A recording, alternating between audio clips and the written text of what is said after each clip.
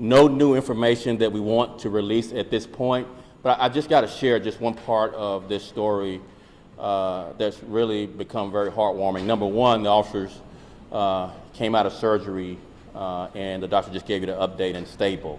But number two, there were three female cops, three women officers who were the first officers to arrive on the scene.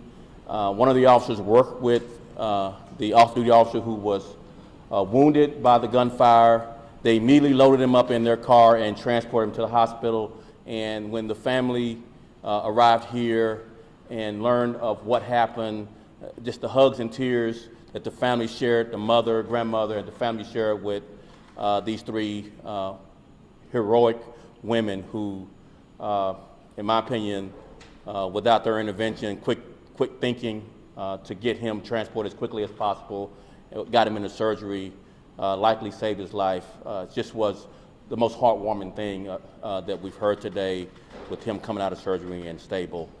With that, as soon as we have more investigation that we can share, of the investigation we can share with you, we will release that either through a statement or another press release.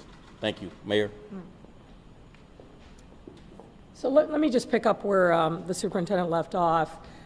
We have to give incredible praise to the three female officers who responded immediately on the scene, recognized the off-duty officer as someone that one of the three had worked with, and then their quick thinking brought him here into, I think, one of the best trauma centers, if not in the country, certainly in our area. So I think it underscores the importance of having a level 1 trauma center here on the south side of Chicago.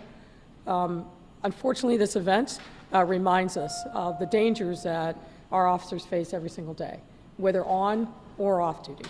And we just have to say a prayer for this officer and his family. The superintendent and I have been able to spend a little time with his mother, his grandmother, and other family members who are all gathered here in the hospital and are grateful for the news about how he came through surgery and what his long-term prognosis is. But it goes without saying that we will spare no expense to bring those who were responsible to justice. And that's what the family expects, and that's certainly what they deserve. But as the superintendent said, when there are more investigative leads that can be shared, they will be shared with members of the public. We're happy to take your questions at this time. Please let us know who the questions can you tell us what condition? Can you identify yourself and then ask the question? Can you please just describe his condition? Is he serious, critical, fair? I know stable, but that's not really. So he sustained potentially life-threatening injuries, but he is in fair condition, I would say. And Dr. Rollins, Suzanne Lemonnier from CBS 2 News. In light of what the superintendent and the mayor just shared with us, could you tell us in terms of the injury and the severity? You said multiple dull injuries, truly life-threatening. Time was of the essence here when you put thinking on these three officers that were in this situation? So when a bullet enters the abdomen, we don't know until we're in there exactly what it hit. So for that reason, time is always of the essence. Other questions? Superintendent, are you at this point allowed or able to identify him yet, or give us any more about him and what he does?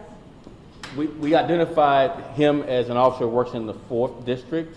The family has asked that we not give his name, and we're going to respect the wishes of the family. Do you think that this was a targeted attack?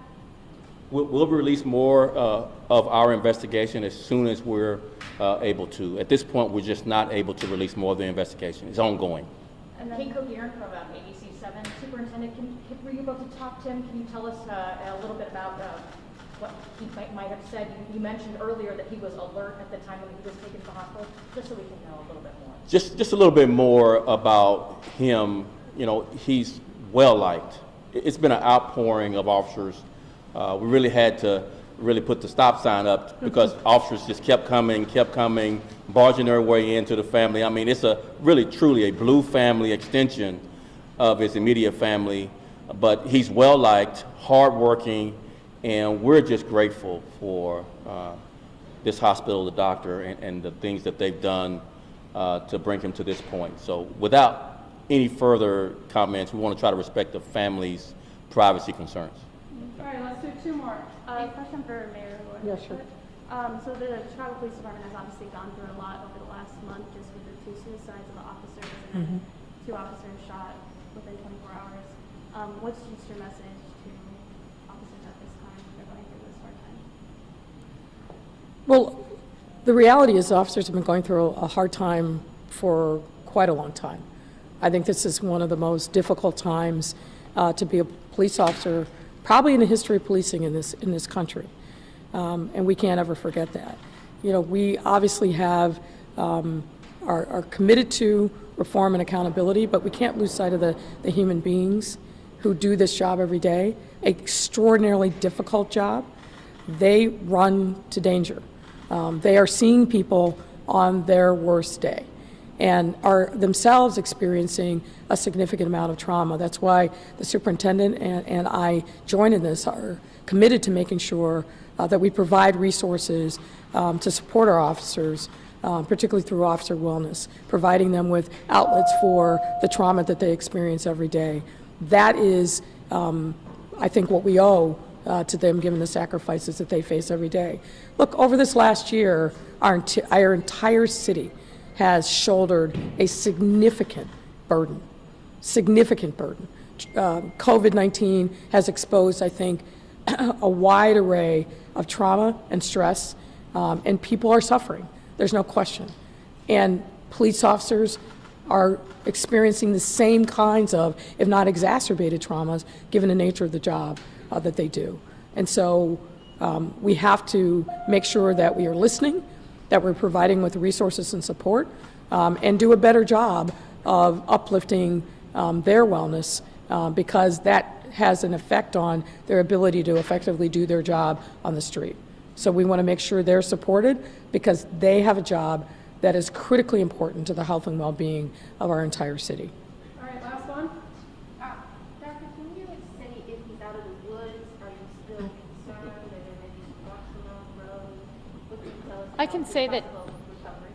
he's doing as best as can be expected, and he's doing well. There are always potential complications that arise, and so we'll of course be very diligent about watching for those, but I would say he's doing well. All right, thank you, everybody. Thank you.